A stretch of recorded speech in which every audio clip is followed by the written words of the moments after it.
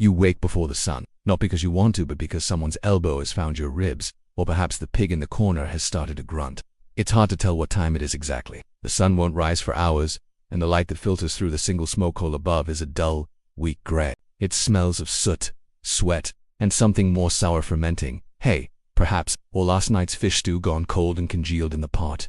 Welcome to winter in a Viking longhouse. These longhouses were the heart of domestic life in Norse society. Constructed from timber, turf, and sometimes stone, they were simple structures, long, low, and narrow. The roof was pitched steep to shed snow and often thatched with straw or covered in layers of sod, which helped insulate the space but also attracted mice. Inside, there were no separate rooms, no privacy as we know it. The fire pit, elongated and central, was the soul of the space, but it smoked endlessly. There was no chimney. Smoke rose toward the rafters and seeped out slowly through the smoke hole above, but much of it lingered, curling in lazy spirals around your face and into your lungs. Your eyes might constantly itch, your breath carrying the tanks of ash. You, as a member of the household, whether kin, servant, or bonded laborer, would have your sleeping space along the bench that lined either wall. Animal skins might soften the wooden plank beneath you, and a woven wool blanket, rough and scratchy, might keep out some of the cold, but the warmth was never enough. In the dead of winter, the temperatures outside would drop well below freezing, and though the thick walls and low ceilings helped conserve heat, your toes might still sting with cold when you awoke. Livestock were often brought inside during the harshest months, not just pigs and goats, but sometimes sheep, chickens, and even a prized cow if the weather turned brutal. Their warmth was useful, but their presence was fragrant. The floor, often packed earth, would be covered in hay, but not changed as often as one might hope. The smell became part of you. There was work to be done, even in the darkness of winter. Mending fishing nets, spinning wool, carving tools, and repairing harnesses by firelight. Your fingers numb, your posture hunched, your progress slow. You would listen to the sounds around you: crackling wood, the rustle of animals shifting in their corners, the low hum of someone chanting a rune, or the dull rhythm of a spindle spinning. Food was simple, and in the worst winters, meat, dried fish, smoked meat, fermented dairy, and dense bread made from barley or rye. Water might be unsafe, so weak ale or warmed whey was more common. Meals were communal, quiet, and brief. 1,000 years ago, this was home for millions across Scandinavia. Winter tested, and if spring failed to come, starvation stalked close behind. So community and cooperation were vital. Time passed differently. The sun disappeared for weeks at a time, especially in the far north, and night became a long, stretched presence. To mark the day, stories were told. Long sagas of gods and monsters, kings and fools. Sometimes, someone would recite a verse they'd been composing quietly all day. Poetry was woven into daily life, not just for beauty, but as memory, as identity, as survival. Outside, the snow fell in thick blankets. The world was hushed. But inside the longhouse, life pressed on, a shared breath of human persistence. You would scratch at your skin, irritated by the wool that never quite stopped itching. The oil lamp flickered. Someone nearby coughed a low, wet sound. You shifted, trying to find a slightly warmer patch of bedding. The fire had burned low again, and so the hours passed. This was winter, not as a season, but as a state of being. Slow, dark, communal, and relentless. Not heroic, not epic. Just survival. Just waiting for the light. Thank you for watching. Now that you've settled into the smoky stillness of a longhouse winter, let your mind drift a bit further, to the edge of Iceland, to a time when stories were more than entertainment. They were memory itself. In the north, among the fjords and moss-covered stones, lived a man named Ed. His life, recorded in one of the most famous Icelandic sagas, is difficult to categorize. Was he a poet or a killer, a genius or a madman? Perhaps he was all of these things or none. In the Viking world, lines blurred easily between truth and legend, between man and myth. Eagle was born around the year 910, the son of a powerful settler in Iceland. His life was long. He lived into his 80s, a rare feat in that era. By the end of it, his body was broken, his vision dimmed, and his once feared strength faded. But his voice, through verse, remained. It's easy to imagine him in those final winters, sitting alone at the edge of a longhouse, eyes clouded by smoke and memory, letting his life fall into legend. The snow falls gently now, as we leave behind the longhouse fires and the murmured sagas of Iceland. Our path leads east, across the frozen Baltic toward the forests of what is now Sweden. There, nestled among trees and silence, stood Uppsala. Long before it was a city of churches and university halls, Uppsala was sacred ground. It was, according to early accounts, the religious heart of the Norse world, a place not ruled by kings alone but by rituals that tied the people to their gods and to the land itself. The old temple at Uppsala is largely lost to time. It remains buried beneath centuries of stone and story. But in the early 11th century, a German chronicler named Adam of Bremen described it. His account, though colored by a Christian outsider's perspective, is one of the few glimpses we have into the whispered rites once performed there. He wrote of a golden temple, its roof shimmering under the pale Nordic sun, surrounded by statues of Odin, Thor, and Freya, gods of war, storm, and fertility. Inside, worship did not take the form of silent prayer or humble song. It was visceral. It was ritualistic. It was, as Adam claimed, blood every 9 years. So the Chronicle goes, great sacrifices were held, animals and men alike, 9 of each. Their bodies hung in a grove near the temple, a sacred forest where no branch could be broken, no tree. The silence of the place was said to be unnerving, the stillness heavy. It was not a grove to walk through. It was one to bow before. But this account, dramatic as it is, may not tell the full truth. Historians today debate how much was exaggeration, how much was projection from a Christian lens viewing unfamiliar customs through horror. What we do know is that sacrifice, in the Norse tongue, was central to the old religion, but it was not always as extreme as later sources suggest. Most often it involved animals, a pig, a goat, or a bull, offered during seasonal festivals. Their blood, considered sacred, was sprinkled on statues of the gods, on the walls of the hall, and on the assembled worshippers. This was not meant to shock. It was meant to bless. It was, in their eyes, a giving back, an offering to ensure survival, good harvests, safe voyage. Human sacrifice, if it occurred, was rare, reserved for dire times, plague, famine, defeat in war, and those chosen may have seen it not as a punishment, but as an honor. To join the gods in death was, for some, a kind of immortality. These rites would have been accompanied by feasting, music, and poetry. For 9 days, the people gathered, chieftains and commoners, traders and travelers. Stories were told, games were played, and the gods were honored in ways both solemn and festive. Even today, some ancient burial mounds still rise gently from the ground near Old Uppsala, smooth, rounded hills that hold the remains of those long gone. Beneath them lie echoes of belief systems older than kingship, older than recorded history. And while the temple itself has vanished, its memory lingers in the still air, the low hills, and the way the wind moves through the bare-limbed trees. So close your eyes if you haven't already. Picture a forest at quiet, a sky the color of iron, and flickering torches casting soft light on faces painted with ash. Not all mysteries need answers. Some simply ask to be remembered. And now we return ... slowly. From the cold edges of the Norse world, you've walked the frost-hardened ground outside a Viking longhouse. You've breathed the thick, smoky air inside. You've listened to the sharp syllables of a poet-warrior's verse. You've wandered the quiet groves of Uppsala, where mysteries once whispered through the trees. And you've dined, if only in imagination, beneath the timbered beams of a jarl's hall where memory and myth mingled with mead and flame. History is not only battles and empires. Often it is the rhythm of daily life, the quiet struggle to stay warm, to find meaning, to hold on to stories in the dark months of winter. The people of the Viking Age lived close to the land, close to death, and close to one another. Their world was harsh, but not without warmth. Difficult, but not without beauty. And though the centuries have passed, the longhouses have rotted, the poets have fallen silent, and the gods have gone unnamed. Something still lingers, in the crackle of a fire, in the weight of wool, in the echo of old words. Now, as your breath softens and your eyes grow heavy, you can let it all go. The longhouse is the sagas, the snow, that never seem to stop falling. You're here, in this quiet moment, in a bed with clean sheets, with walls that don't smoke, with warmth not born of firewood, but of comfort. The past is far away now, faded into stillness. Sleep well, and we'll see you again in another time.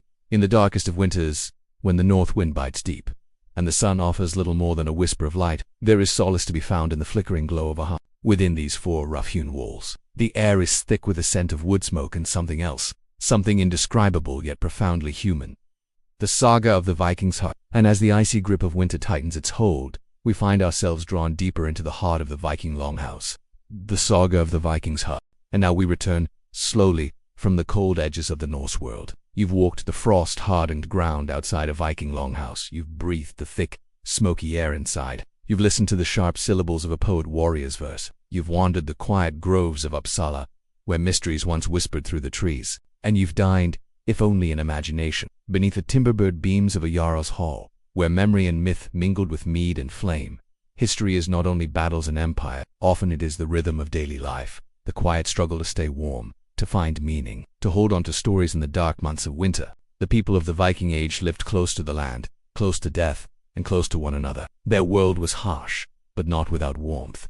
And though the centuries have passed, the longhouses have rotted, the poets have fallen silent, and the gods have gone unnamed, something still lingers. In the crackle of a fire, in the weight of wool, in the echo of old words. Now as your breath slows and your eyes grow heavy, you can let it all go. The longhouses, the sagas, the snow that never seemed to stop falling. You're here, in this quiet moment, in a bed with clean sheets, with walls that don't smoke, with warmth not born of firewood, but of comfort. The past is far away now, faded into stillness. Sleep well, and we'll see you again in another time.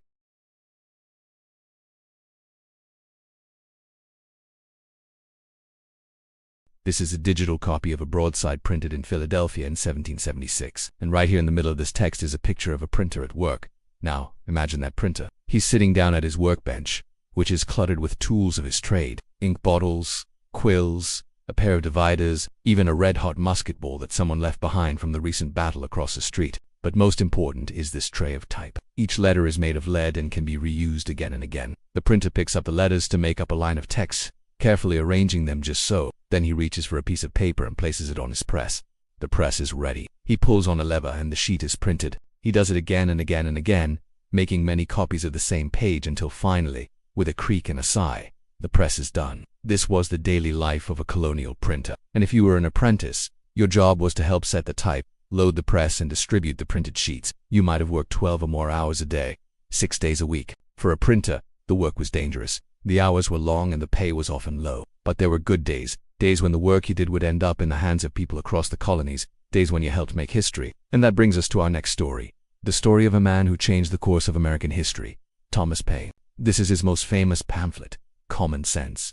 And these are the very words that inspired a nation. Now imagine what it was like to read this for the first time. Imagine the clink of tankards and the murmur of voices in a tavern as men read these quiet but powerful words aloud. Or picture a young woman sitting by the light of a single candle, her eyes moving from one incendiary sentence to the next. These words had an extraordinary impact, but they didn't appear out of nowhere. They were printed in a shop like this one, with a press much like this one, by a printer named John Dixon, who lived in a house just like this one. You see, before there was CNN and Fox News, there were newspapers, and before there was social media, there were pamphlets. They were the original. In fact, some historians say that without the printing of Common Sense, the American Revolution wouldn't have happened. That's how powerful printed words can be. And now we're going to take a moment to sit in a quiet coffee house and listen to the whispers of the past. Can you hear them? The clinking of cups, the crackle of a nearby fire, the murmur of voices discussing the latest news from the colonies. Here gentlemen of a certain age and means met to discuss politics and drink bitter coffee. They talked about taxes and trade, about the growing unrest among the colonists. And yes, they also discussed that most scandalous of topics, the one that everyone was talking about, the one that was about to change the world: independence. Now it's your turn. What would you have ordered? Coffee, tea, beer, perhaps a hot chocolate? Go ahead, take your time, enjoy the moment. After all, you've earned it. And now, from Ink and Forge, a new series, Founding Found. Join me as we uncover the stories behind the people, places, and pamphlets that shaped America's past. Because history is more than just names on a page. It's a story waiting to be discovered. Now, imagine a quiet room above a shop. Not much light filters through the wavy, imperfect glass of the window. Just enough to illuminate a small desk, a worn chair. A man hunched over a page. The quill in his hand moves slowly. Each word he scratches into the parchment is meant to travel far beyond this modest chamber. That man is Thomas Paine, and though he doesn't yet know it, the words he pens in this quiet moment will ripple across oceans. They will reach generals, farmers, soldiers, and monarchs, and they will not ask permission to be remembered. Paine was not born into wealth, nor into comfort. He was born in Thetford, England in 1737, a small town with modest means. His father made stays for corsets. His mother had Quaker roots. Thomas spent his early years wandering between trades: excise officer, teacher, shopkeeper. Nothing seemed to quite fit. And then he met a printer, not just any printer but Benjamin Franklin. It was Franklin who encouraged him to come to America. Franklin saw something in him, perhaps the sharpness of his mind, perhaps the restlessness behind his gaze. And so, in 1774, Paine crossed the Atlantic. When he arrived in Philadelphia, the colonies were simmering. Protests, petitions, boycotts, rumors of rebellion. But what they lacked was clarity, a voice that could name the unease, a voice that didn't just complain but declared. That voice would arrive in January 1776, when a slim pamphlet titled Common Sense was released. Printed anonymously at first, it was not flashy. No gilded edges, no fine typeset, just page after page of plain-spoken argument. It was bold, but more than that, it was readable. It spoke not to elites but to everyone. It said, Society is produced by our want, and government by our wickedness. It said, even brutes do not devour their young, nor savages make war upon their own families. And it said, these are the times that try men's souls. The people listened. The pamphlets spread like wind over dry fields. Soldiers read it by firelight. Merchants passed it under counters. It was reprinted, debated and devoured. Some called it dangerous, some called it divine, but all understood it was clear, and that was its true power. You see, colonial writing before Paine was often tangled, dense, written in the language of privilege and parliament, but Paine stripped all that away. He wrote with rhythm, with forceful simplicity. He turned political theory into kitchen table talk. He made revolution sound reasonable, and he did not stop. After Common Sense came the American Crisis series, then Rights of Man, and later The Age of Reason. Each work ignited debate, each one printed and reprinted in tiny shops with creaking presses by tired apprentices and busy masters. They worked long nights, typesetting his fiery syllables, letter by letter, but Paine never asked for marble statues or brass plaques. He only wanted the ideas to move. And move they did. Of course, not everyone agreed with him. In fact, by the end of his life, Paine had alienated many, especially with his critiques of organized religion. He died in near obscurity in 1809, buried on a quiet New York farm. Only a handful attended the funeral. No grand eulogy was spoken, no cannon fired in salute. And yet, his words had already taken root.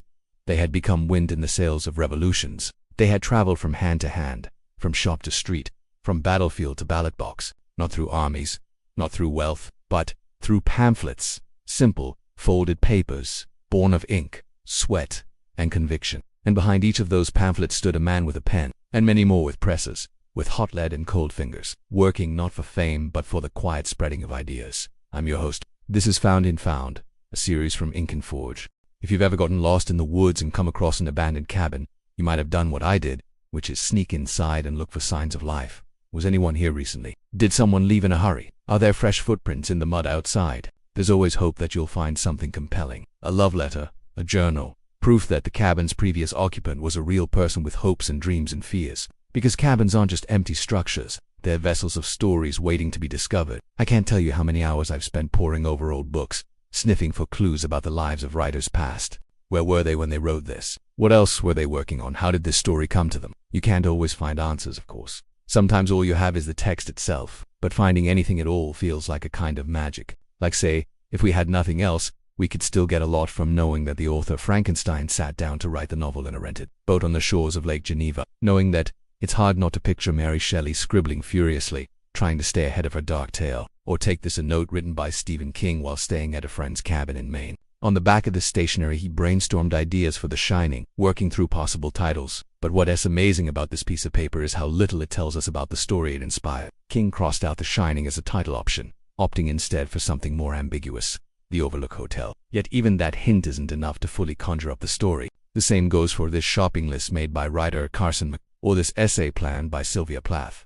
None of these writings are finished works, yet we find ourselves leaning into them. We want to know how the creative process works, how stories take shape, what kitchens and cabins looked like when great books were being planned. But here's what I've noticed. As much as we love these glimpses into the past, we rarely think about how much we depend on creators working in solitude today. Now imagine a quiet room above a shop. Not much light filters through the wavy, imperfect glass of the window, just enough to illuminate a small desk, a worn chair, a man hunched over a page. The quill in his hand moves slowly, deliberately. Each word he scratches into the parchment is meant to travel far beyond this modest chamber. That man is Thomas Paine, and though he doesn't yet know it, the words he pens in this quiet moment will ripple across oceans. They will reach generals, farmers, soldiers, and monarchs, and they will not ask permission to be remembered. Paine was not born into wealth nor into comfort. He was born in Thetford, England in 1737, a small town with modest means. His father made stays for corsets. His mother had Quaker roots. Thomas spent his early years wandering between trades,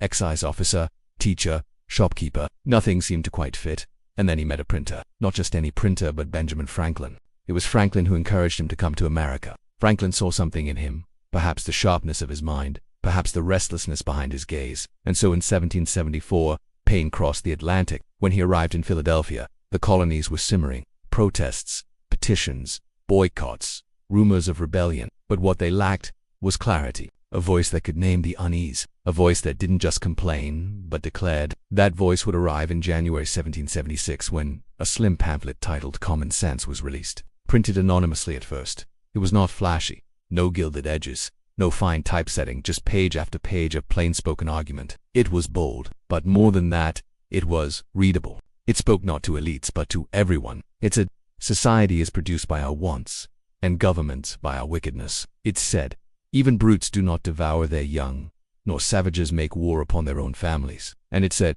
these are the times that try men's souls. The people listened. The pamphlet spread like wind over dry fields. Soldiers read it by firelight. Merchants passed it under counters. It was reprinted, debated, and devoured. Some called it dangerous. Some called it divine. But all understood it was clear, and that was its true power. You see, colonial writing before Paine was often tangled, dense, written in the language of privilege and parliament. But Paine stripped all that away. He wrote with rhythm, with forceful simplicity. He turned political theory into kitchen table talk. He made revolution sound reasonable, and he did not stop.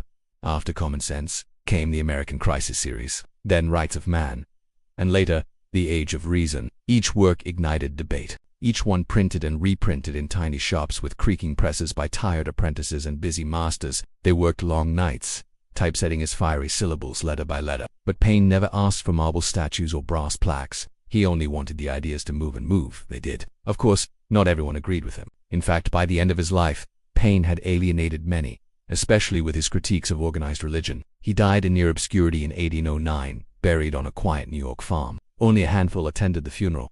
No grand eulogy was spoken, no cannon fired in salute, and yet his words had already taken root. They had become wind in the sails of revolutions. They had traveled from hand to hand, from shop to street, from battlefield to ballot box, not through armies, not through wealth, but through pamphlets, simple, folded papers, born of ink, sweat, and conviction. And behind each of those pamphlets stood a man with a pen, and many more with presses, with hot lead and cold fingers, working not for fame, but for the quiet spreading of ideas. When you think of the American Revolution, what comes to mind? Battles, perhaps, declarations, maybe. How about newspapers? Did you know that before the ink was dry on the Declaration of Independence, there were already calls for a free press in America? Well, what did that even mean? What were they writing about? How did people get their news in 1753? Let's find out. Let your thoughts drift now to a wooden counter in a quiet New England town. On it lies a single folded sheet of paper, lightweight, uneven, and faintly aromatic with the scent of pressed linen. The date reads 1753. The title proclaims itself confidently. The Weekly Oracle. You've never heard of it?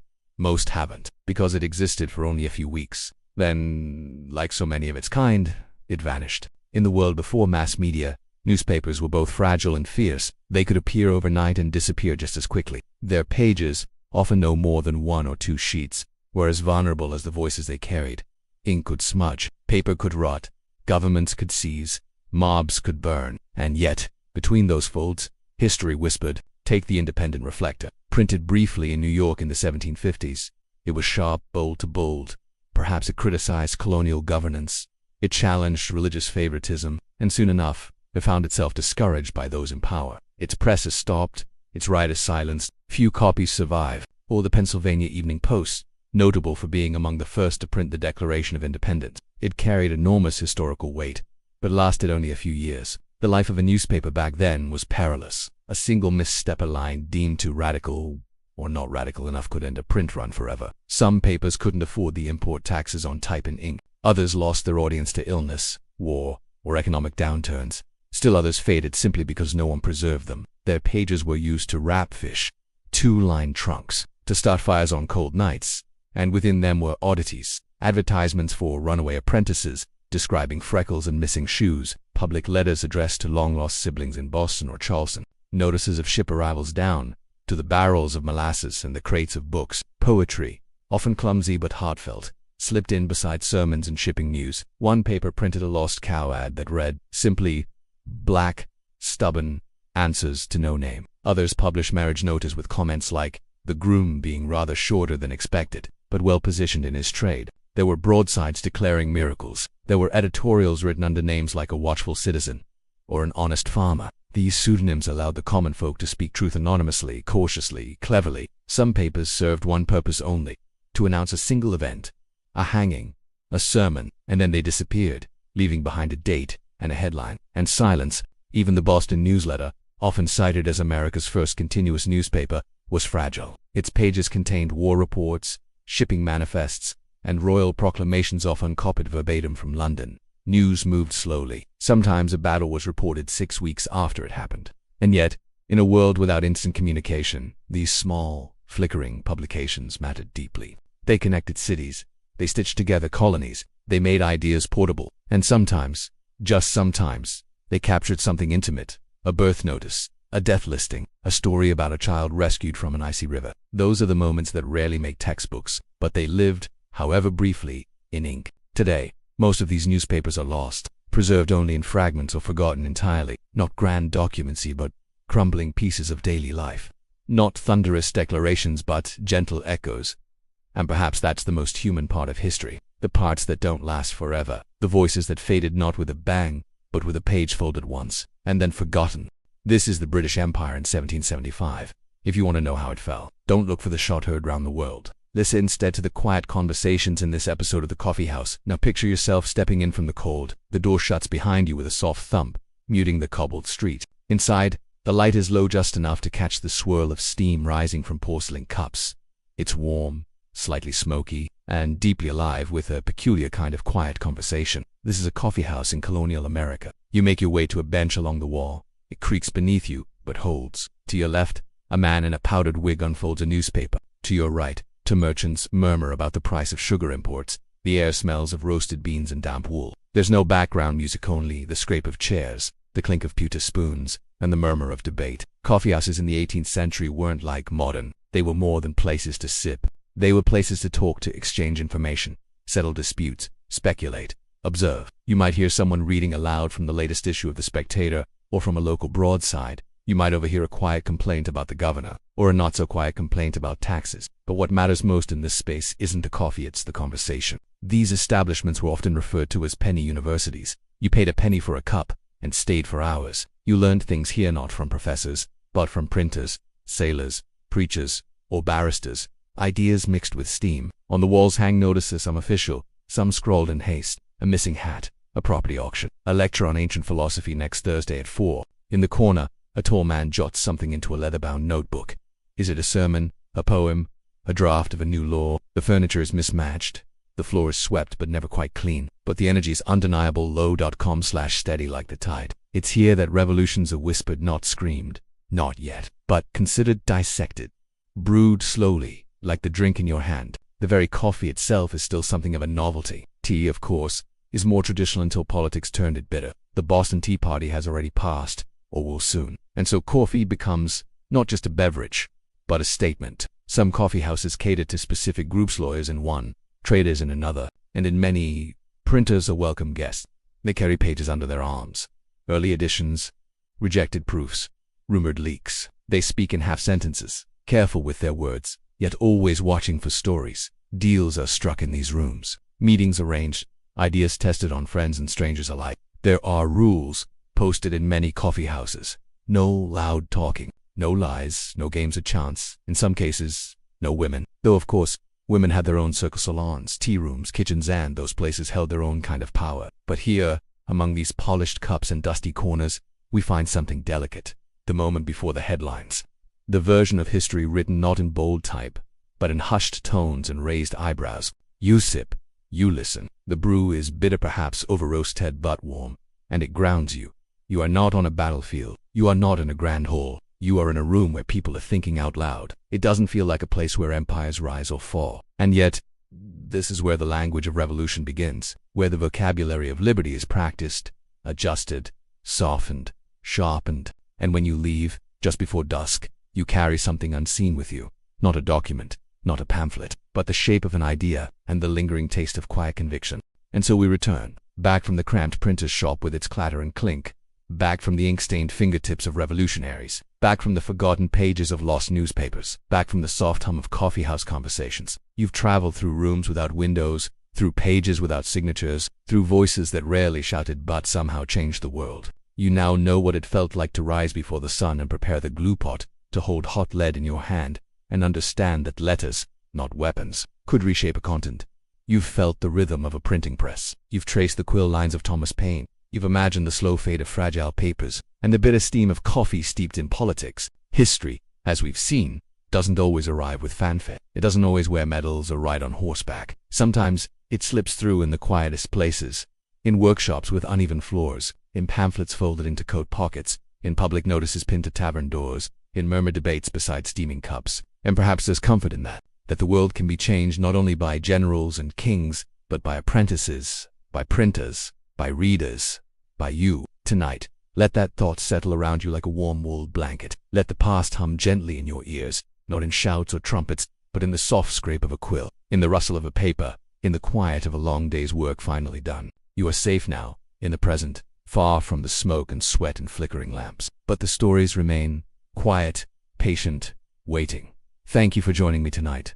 Sleep well, and let the echoes of the past guide you gently into rest.